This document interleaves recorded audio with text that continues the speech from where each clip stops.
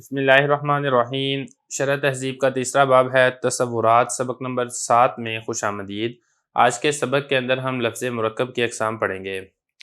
مختصر سا سبق ہے اور انتہائی آسان سبق ہے۔ عبارت دیکھ لیں، جو متن کی عبارت ہے وہ تقریباً ہو چکی ہے، باقی جو تھوڑی سی تشریح رہتی تھی وہ ہم انشاءاللہ آج کے سبق میں کر لیں گے۔ عبارت دیکھ لیں، اما تامن ای یصح السکوت علیہ کزید قائم خبر ان احتمل الصدق والکذب ان یکون من شانہ ان یتصف بہما بان یقال له صادق وکاذب او انشاء ان لم یحتملہما واما ناقص ان لم یصح السکوت علیہ تقییدی ان کان الجزء الثانی قیدا للاول نحو غلام زید ورجل فاضل وقائم فی الدار او غیرہ ان لم یکن الثانی قیدا للاول نحو فی الدار وخمسۃ عشر والا فمفرد ای وان لم یقصد بجزء منہ الدلالۃ علی جزء معناہ۔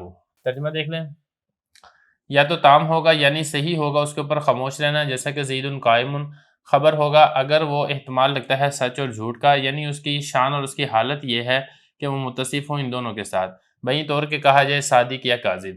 یا انشاء ہوگا اگر وہ ان دونوں کا احتمال نہیں رکھتا ہے، یا پھر ناقص ہوگا اگر اس پر خاموش رہنا صحیح نہیں ہے۔ تقییدی ہوگا اگر جزء ثانی وہ قید بنتا ہو جزء اول کے لیے، جیسے کہ غلام زید اور رجل فاضل قائم فی الدار۔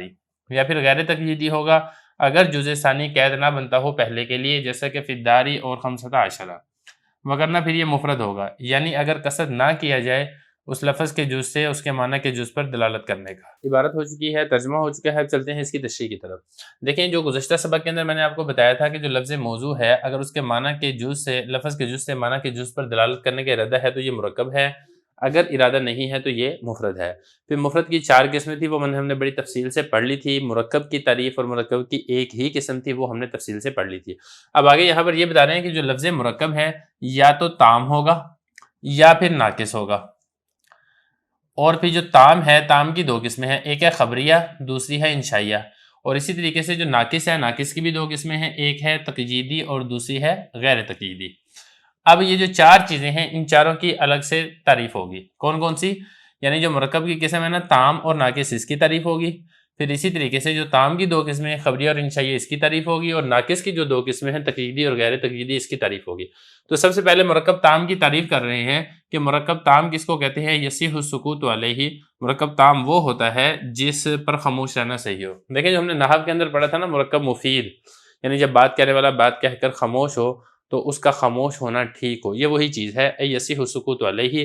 اگر مرکب ہے اور بولنے والا بول کر خاموش ہوتا ہے اور اس کا خاموش رہنا ٹھیک ہے تو اس کو ہم یہ کہیں گے کہ یہ مرکب تام ہے، جیسا کہ زید قائم۔ اب یہ دیکھیں، یہ ایک مکمل جملہ ہے اور بات یہاں پر مکمل ہو رہی ہے۔ اگر کہنے والا زید قائم کہہ کر خاموش ہو جاتا ہے تو یہ بات مکمل ہے اور یہ مرکب تام اور مرکب مفید ہے۔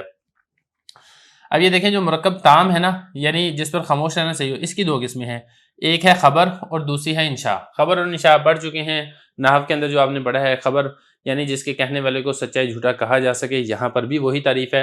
اور انشاء کیا ہے؟ جس کے کہنے والے کو سچا اور جھوٹا نہ کہا جا سکے۔ دیکھیں ذرا، خبر کس کو کہتے ہیں؟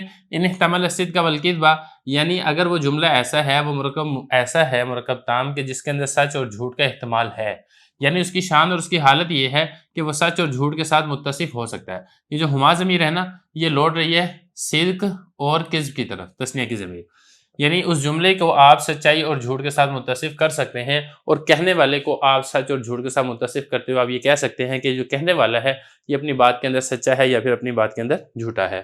یہ کہہ رہے ہیں بَإِن يُقَالَ لَهُ، بعید طور کے کہنے والے کو یہ کہا جا سکے صادق و کاذب، کہ یہ کہنے والا اپنی بات میں سچا ہے یا اپنی بات میں جھوٹا ہے۔ یا پھر یہ جو جملہ ہے یا جو مرکب تام ہے، اس کی قسم ہوگی انشاء۔ انشاء میں کیا ہوتا ہے؟ اِن لَمْ يَحْتَمِلْهُمَا، اگر ان دونوں کا احتمال نہ رکھتا ہو، سچ کا احتمال نہیں رکھتا ہے اور اسی طریقے سے جھوٹ کا احتمال نہیں رکھتا ہے، تو پھر اس کو کہا جائے گا کہ یہ قسم ہے انشاء۔ آپ پہلے تفصیل کے ساتھ پڑھ چکے ہیں، اس کی قسم ہے امر ہے، نہیں ہے، دعا ہے، استفہام ہے، وغیرہ ذالی کا۔ جیسے کوئی کسی کو کہتا ہے کہ تم کھڑے ہو جاؤ، حکم دے رہا ہے یا درخواست کر رہا ہے، تو اس جملے کو ہم سچا جھوٹا نہیں کہہ سکتے ہیں، لیکن چونکہ بات مکمل ہے، مرکب تام تو ہے، لیکن مرکب تام کی قسم خبریہ نہیں بلکہ انشائیہ ہے۔ اسی طریقے سے یہ تو ہوگی مرکب تام، اور مرکب تام کی جو 2 قسمیں تھیں نا، خبر اور انشاء، یہ مکمل ہو گئی ہیں۔ اب آگے بتا رہے ہیں جو دوسری قسم ہے مرکب کی، وہ ہے مرکب ناقص۔ مرکب ناقص کی 2 قسمیں، ایک ہے تقییدی اور دوسری ہے غیر تقییدی۔ تقییدی میں کیا ہوتا ہے کہ جو دوسرا جز ہے وہ پہلے جز کے لیے قید بنتا ہے۔ دیکھیں، قید جس کی قید ہوتی ہے نا، اس کو کہا جاتا ہے مقید۔ یعنی جو دوسرا جز ہے وہ قید بنے گا اور جو پہلا جز ہے اس کو مقید کہا جائے گا. جیسے کہ مثال دیکھیں نا غلام زیدن، اب زید قید ہے اور غلام مقید ہے.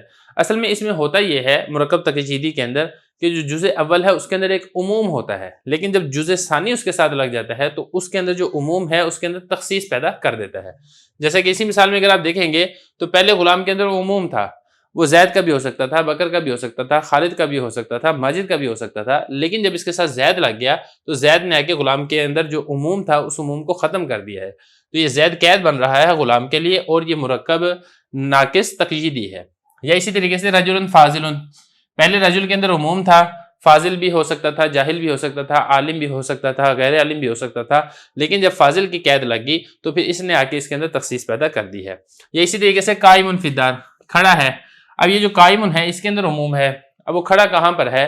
وہ کھڑا گھر کے اندر کھڑا ہے، وہ مسجد کے اندر کھڑا ہے، وہ بازار کے اندر کھڑا ہے، وہ مارکیٹ کے اندر کھڑا ہے. لیکن جب فدار آ گیا تو فدار نے آ کر جو قائم کے اندر عموم تھا اس عموم کے اندر تخصیص پیدا کر دی ہے. تو یہ تو مثال ہے مرکب تقییدی کی. یا پھر کیا ہے، جو جز ثانی ہے وہ پہلے جز کے لیے قید نہیں بن رہا ہوگا، غیر ہی کی جو ہو ضمیر ہے یہ تقیید کی طرح لوٹ رہی ہے، یعنی غیر تقییدی. یہ بتا رہے علم یکن الثانی قیدا للاول، یعنی جو جز ثانی ہے وہ پہلے جز کے لیے قید نہیں بنتا ہے.